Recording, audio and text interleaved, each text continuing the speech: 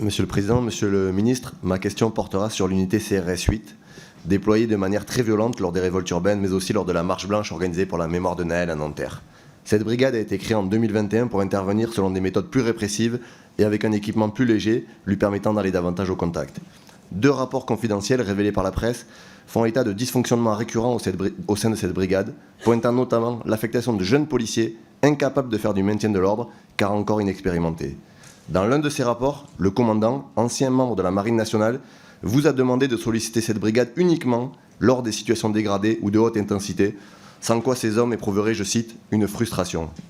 En clair, ils demandent d'aller au contact. Vous avez, et cela interroge, favorablement répondu à cette demande.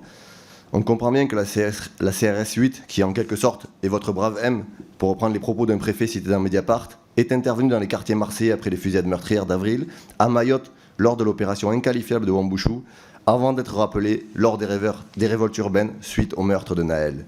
Alors que vous avez annoncé la création d'ici 2024 de 4 nouvelles compagnies sur le modèle de la CRS 8, basées notamment à Marseille et à Nantes, les alertes se multiplient sur cette unité violente. Un préfet ayant eu la CRS 8 sur son territoire explique que c'est, je cite là aussi, une compagnie qu'il faut tenir reine courte car elle peut être assez incontrôlable.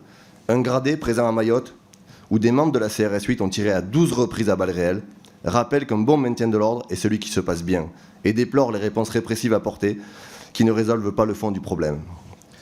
À Rennes, ce sont plusieurs membres de la CRS 8, là aussi, qui se sont distingués par leur violence et sont désormais visés par une enquête. Mise en joue par un lance-grenade, carte de presse arrachée, plaquage ventral, les images sont sidérantes. Monsieur le ministre, vous avez eu sûrement connaissance de ces 2 rapports, vous étiez destinataire, vous n'ignorez pas les dérives de la CRS 8, alors pourquoi l'avoir mobilisé lors de ces révoltes urbaines et pourquoi voulez-vous étendre ce modèle alors qu'on sait qu'il est dangereux ?